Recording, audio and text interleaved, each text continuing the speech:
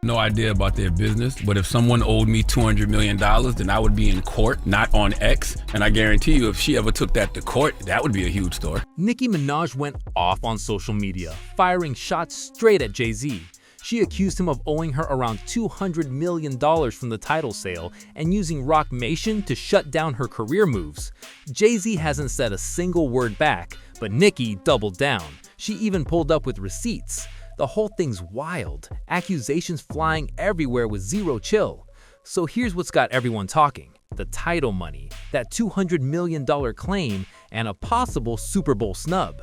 Let's start with the cash, because that's what really lit the fuse between Nicki and Hav.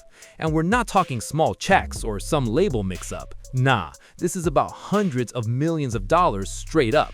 To really get it, we gotta rewind back to 2015 when Jay-Z dropped his big move. Tidal, the streaming platform he hyped up as the artist-owned answer to Spotify and Apple Music. It was supposed to flip the game, finally letting artists eat from the same table they helped build. Jay lined up some of the biggest power players in the game to co-sign the dream: Beyoncé, Rihanna, J. Cole, Kanye West, Madonna, and of course, Nicki Minaj. Each of them got about 3% equity in Tidal, and in return, they had to push exclusive tracks, promote the platform to their fans, and basically show full loyalty to the movement. It was meant to be a united front, but now Nicki's saying the math didn't math, and that she never saw her fair cut of the empire she helped build. Things are getting heated. Nicki really backed her words with action. She wasn't playing games. Out of everyone pushing Tidal, she was one of the most active, second only to Beyoncé. She went hard on social media, dropped exclusive tracks, and even showed up at that legendary launch event posing with Usher, Rihanna, Madonna, and the rest of the crew, all looking like they were about to take over the entire music streaming world. The vibe in that room was electric. Every artist there believed they were building something revolutionary, something that would finally flip the music business on its head. But that dream started cracking fast. In 2021, Jay-Z made a huge business move. He sold the majority stake in Tidal to Jack Dorsey's company, Square, now called Block, for around $302 million in cash and stock. That's a massive payday, straight legendary status. Now here's where it gets messy. If you do some quick math, Nicki's 3% equity stake should have landed her somewhere around $9 million at the very least. That's just simple math. But according to Nicki, she didn't see a dime, not one penny from that sale. She claims Jay-Z's team hit her with an offer of just $1 million, a so-called hush payout to keep quiet and fade into the background.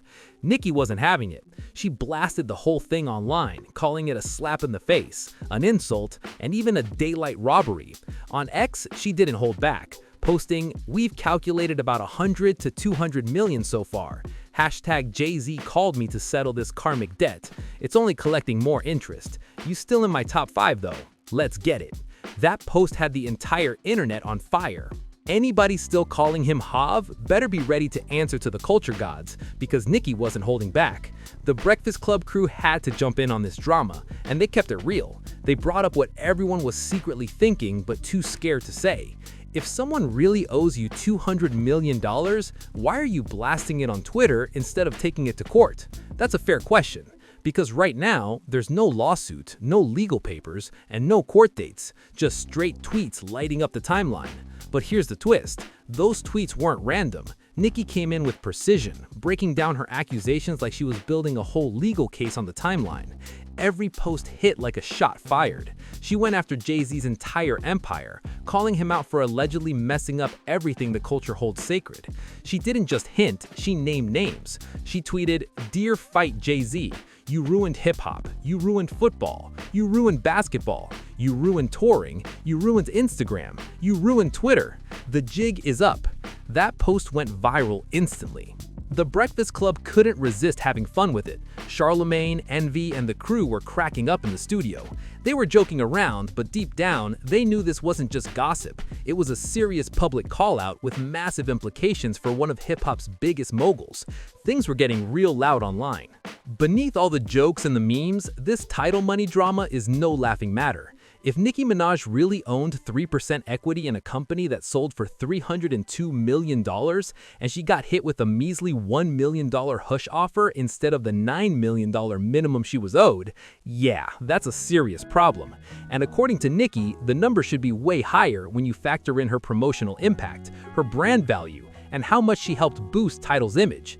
That's not just a business misunderstanding, that's what people on the streets call a violation. Getting shortchanged like that, especially after putting in work, is foul on every level. Nicki even said that once she finally gets that money from Jay-Z, she plans to use it for her Chakra Student of the Game charity, a fund meant to help her fans pay off tuition and student loans. So from her point of view, this isn't just Jay-Z taking money from her, it's him taking from the barbs, from students who actually need that cash to get an education. That hit the internet hard. It wasn't just about business anymore. It became personal, emotional, a full-blown mission with purpose. But that's not where the smoke stopped, because Nicki's anger wasn't just about Tidal. She had another bone to pick, and this one came straight from the NFL's playbook. In September 2024, the NFL announced that Kendrick Lamar would be headlining the Super Bowl LIXX9 halftime show in New Orleans. And for anyone who really knows hip-hop, that announcement stung, especially for one person, Lil Wayne. Wayne is New Orleans, born, raised, and built from that city's culture. So having another artist headline in his hometown? Yeah, that didn't sit right with a lot of people, and it definitely added more fuel to Nicki's fire. You've also said that Jay-Z, Foxy Brown, and Lil Wayne were some of your biggest influences when you were coming up. What did each of them have that you wanted to emulate? Jay-Z, business savvy. Foxy Brown, immaculate delivery. Lil Wayne, trendsetter. Lil Wayne isn't just from New Orleans, he is New Orleans. He's the heartbeat, the pulse, the living legend of that city. One of the top 5 rappers to ever bless a mic, no debate. So when the Super Bowl was set to go down in his own backyard, everybody, and I mean everybody in the culture just knew Wayne was getting that halftime slot. It seemed like destiny, something that wrote itself. Wayne in New Orleans at the Super Bowl. But when the news dropped, the whole vibe shifted. Here's why. It turns out Roc Nation co-produces the Apple Music NFL halftime show, which means Jay-Z's fingerprints are all over those decisions. So when Kendrick Lamar's name got announced instead of Lil Wayne's, the streets lit up with questions and side eyes everywhere. That's when Nicki Minaj completely lost it. She went nuclear on X, calling Jay-Z out directly. She posted a fiery message that read, "Denying a young black man what he rightfully earned in this game, all because of your ego. Your hatred for Birdman, Drake, and Nicki got you punishing Lil Wayne. Lil Wayne the GOAT. Nola, what's good?" That post shook timelines everywhere. But she didn't stop there. Nicki even brought Eminem into it, reminding everyone how he fought to bring 50 Cent out during his Super Bowl set. She wrote, "A white man stood firm for his day ones, showed loyalty and backbone, something Jay-Z didn't show for his own people." That line cut deep. It hit the culture right in the chest. Whether you agree with Nicki or not, that message landed hard. The idea that Wayne didn't get the Super Bowl slot in his own city rubbed folks the wrong way. Not just the barbs, but old school legends, industry insiders, and regular fans too. Everyone had something to say. Nicki framed it as part of a bigger pattern, a sign that certain people in power keep shutting doors that should have been wide open for the culture. Nicki was convinced that Jay-Z was using his Roc Nation power to quietly freeze out everyone in her circle. Lil Wayne, Drake, Birdman, and of course, herself. The Super Bowl snub was just the biggest and boldest sign of it all, but she believed it was part of a deeper pattern. To her, it wasn't just one business move, it was a whole strategy to keep her and her people boxed out of major opportunities. That single snub cracked open the door to everything that came crashing down after, from Monster to the chaos of modern warfare. But here's the thing a lot of people miss when they see Nicki going at Jay-Z online. This isn't some random Twitter beef between two celebs who barely know each other. These two have history, and not the light kind. We're talking 15 plus years of layered, complicated energy between them. And once you understand that backstory, you can see exactly why this latest fallout cuts so deep. Let's spin it back to 2009. Kanye West dropped Monster, one of the most stacked collabs in hip-hop history. The lineup? Jay-Z, Rick Ross, Bon Iver, and a still rising Nicki Minaj, who was just starting to make serious noise on the mixtape scene. But when that track hit the streets, it wasn't Hav or Ross who had the world going crazy, it was Nicki. She didn't just rap, she torched that beat. Her verse on Monster instantly became legendary. still considered one of the greatest guest verses in hip-hop history. It was raw, unfiltered, and undeniable. That's the moment the world realized Nicki wasn't here to play background for anybody, not even Hob himself. Jay-Z saw that fire early on, long before she became a global icon, and that early recognition only makes today's tension feel even more explosive. Jay-Z wasn't blind. He saw Nicki's potential from early on. He saw the star power, the presence, the way she could own a room before she even dropped an album. So he tried to bring her into the Roc Nation. He wanted her on his roster, part of that elite circle. But Nicki didn't bite the bait. She chose loyalty over clout, picking Lil Wayne and Young Money instead. She stayed true to the people who found her, believed in her, and gave her a real shot when no one else did. Industry insiders have long whispered that this moment, Nicki choosing Wayne over Jay-Z, was where the first spark of tension lit up between them. That decision may have planted the very first seed of what would later grow into the giant oak of conflict we're watching unfold today.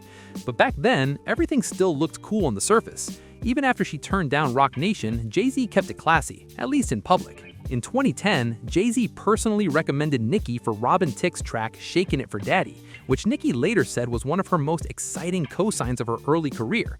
That same year, she made history, performing alongside Jay-Z and Eminem at Yankee Stadium for the legendary Home and Home concert series. That performance locked her in the record books as the first female rapper ever to grace that iconic stage. What a moment! Jay-Z gave her that platform, and at the time, Nicki showed nothing but love and respect in return. In interviews from that era, she spoke about Jay-Z with real admiration, calling him one of her biggest inspirations.